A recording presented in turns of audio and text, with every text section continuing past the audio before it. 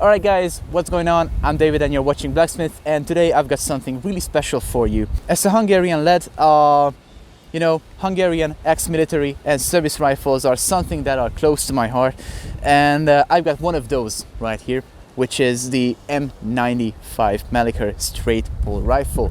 But first, before we get into talking about the rifle, I would like to talk about what I'm wearing. What you can see on me is an Austro-Hungarian uniform from the Common Army. Now, as you may already know, the Austro-Hungarian Army, or the K&K, Königlich und Kaiserlich, or the Imperial and Royal Army, consisted of three armies, which were the Hungarian Armed Forces, the Honvédség, the Common Army, and the Austrian Landwehr.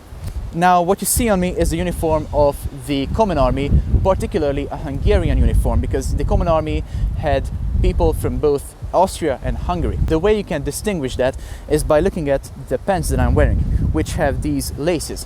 The whole uniform is in this beautiful Hechtgrau color, this light bluish gray color, which they then later on changed to Feldgrau, which was just a darker color, darker shade of gray, because that was a lot easier to conceal. So that's pretty much all I can say about the uniform, to keep it simple. So now, how about we get to talking about the rifle? So we begin the history of the M95 all the way from 1848, and that is because that was the year that the designer of this beautiful rifle was born, Ferdinand Mannlicher. Now, Ferdinand Mannlicher got into designing firearms, especially small arms, in the 1870s and 1880s. And as many of you already know, those were the times when small arms technology was advancing rapidly, and I mean at breakneck speeds. Mannlicher was just an absolutely genius designer, and he's really underrated. Not many people know about him, but he was the one who designed the straight pull rifle system. He was the one who designed en-bloc clips, and he was the one who designed the first actual working self-loading rifle, the Mannlicher M1895. So we begin our journey in 1886 and 1888, when Mannlicher designed his first line of straight pull rifles. And as we progressed, the rifles gradually got stronger, had smaller calibers, and gradually went from black powder to smokeless powder. So 1890 rolls around. The Austro-Hungarian Empire asks Mannlicher to design a brand new cavalry carbine, which was the M1890. And the reason that's important to us is because that was the first rifle that had this improved straight pull system with the rotating bolt locking system. That carbine turned out so well that the Austro-Hungarian Empire asked Mannlicher to design a whole new infantry rifle with this very system, and he does it. And the result was the model 1895 infantry repeating rifle. This absolutely beautiful machinery. So this rifle in particular is chambered for the 8x50mm rimmed cartridge, which first had semi-smokeless powder. Then from 1893 it had absolutely smokeless powder. Now, you may already know that smokeless powder was invented in France in 1884, and it quickly was adopted by all the major militaries in Europe, including the dual monarchy. The Austro-Hungarian military, the K&K, or the Kaiserlich und Königlich, or the Imperial and Royal Army, went into the First World War, the Great War, with this very rifle, and it served them well against the Italians and Romanians and Russians and pretty much everyone in Central Europe.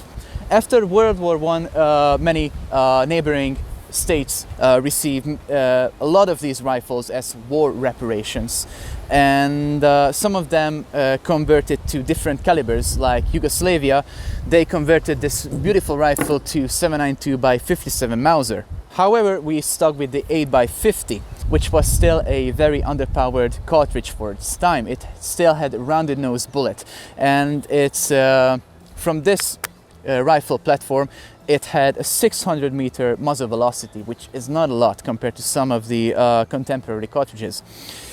So the 1830s roll around, interwar period. Both Austria and Hungary since they parted ways after the Great War. Both Austria and Hungary convert these rifles to the 8x56mm cartridge, which now had a Spitzer bullet, a pointed little bullet, and that word comes from the German Spitzgeschoss, or pointed bullet. And they also cut down the barrels to carbine length. And we went into World War II, Hungary using this very rifle and some of the iterations of it. So that just about sums up the history of this rifle. Now let's talk about what it really is. So how about we begin from the business end, as I like to call it. So this rifle has a 765mm barrel with an 8mm bore. Right behind that we see the fixed front sight and the so-called stacking rod. Now, what is this stacking rod good for? Now, let's imagine that you're out in the field, you have nowhere to lean this rifle against, and you don't want to put it into the mud, into the sand, you don't want any dirt in it. Now, I guess that you have your battle buddies, and they also have these kind of rifles. You just lean them up against each other with this stacking rod, and you've got a nice rifle stack, and only the butts are touching the ground. Moving back from there, we've got our bayonet lock, and this is where it gets interesting. Usually these rifles were issued with this pattern of bayonet. This is an M1895 pattern Mannlicher bayonet, and you attach it to the gun by putting it on the bayonet lock like this. Now, this rifle also had some other patterns of bayonets. For example, it had an officer's bayonet, but it also had airshot's bayonets, which I only have the remains of here. Now, as you can see, this bayonet is kind of complex. It was expensive to make, took quite a bit of time. However, these were basically made out of a couple of pieces of metal. Like, as you can see, the blade itself is just a twisted piece of metal, and it was good enough. I unfortunately cannot attach it to this rifle anymore, but it's a good example, I guess.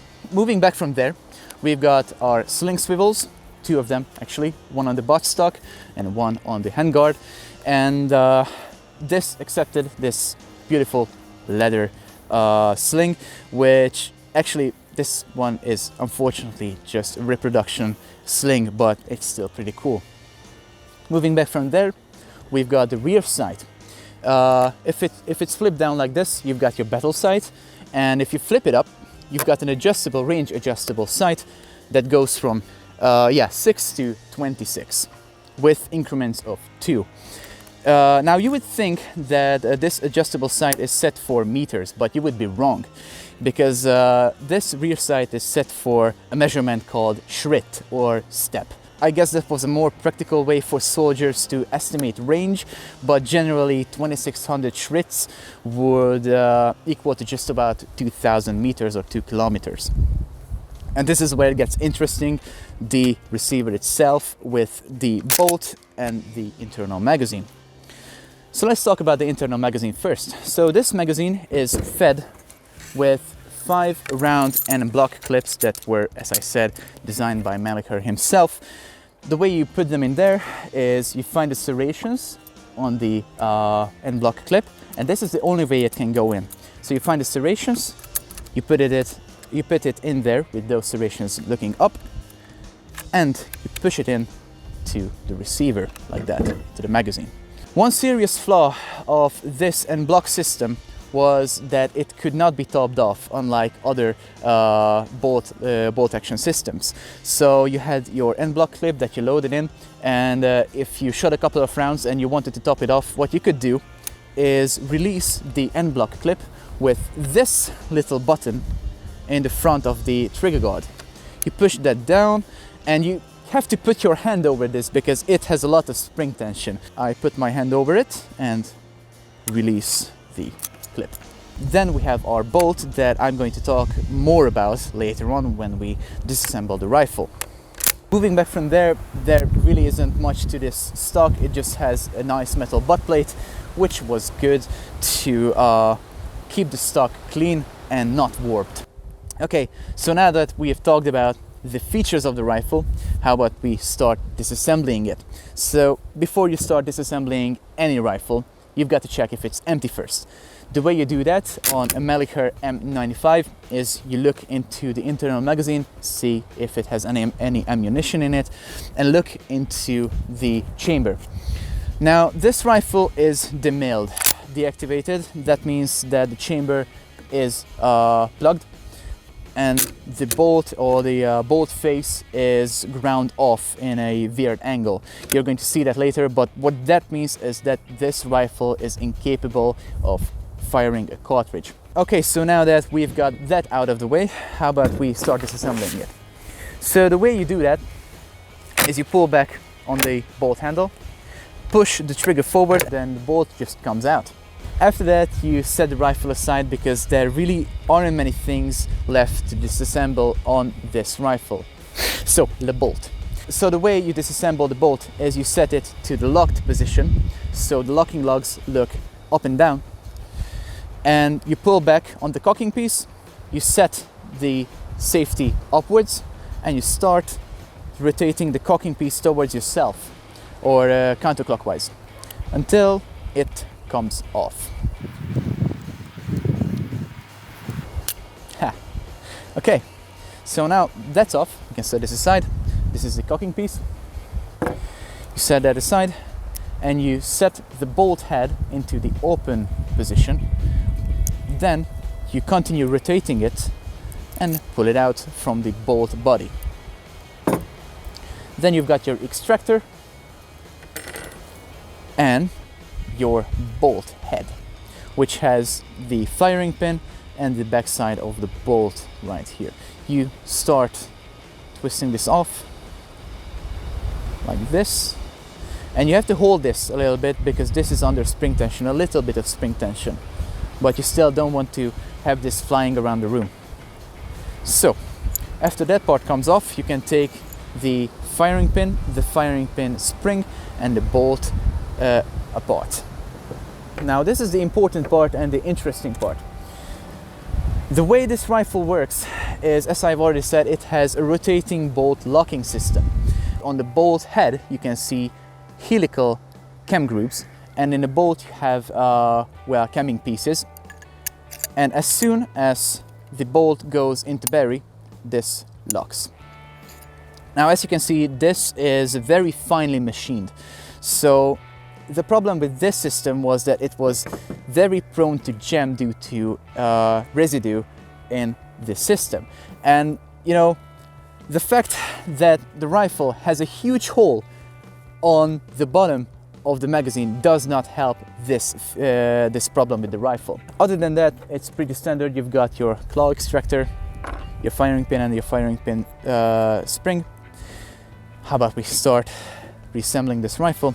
You grab your bolt head and your firing pin and firing pin spring, put them together like this, put the back side of the bolt back on, and on the tail of the firing pin you also have this flat section that you have to match up with the groove of the ejector, like this. Then you put the bolt head right back into the bolt body. If that is done, then you grab your extractor, put it next to the bolt head, snap it in, just like that. It's kind of hard, but it's doable. Then grab the cocking piece, put it into the bolt body and start twisting it. If it's already on the firing pin, the cocking piece, then you can pull back on it, push the safety up, and then you can screw the cocking piece back onto the firing pin, just like that. Then you put it into the receiver and slam it home. Now, if you've made it this far into the video, I would like to thank you for your attention, and if you would like to see more of these types of videos from me, then make sure to subscribe to the channel and hit the bell next to the button to be part of the Bell Battalion, as I like to call it. You guys have a nice day, and I will see you in the next one. Bye.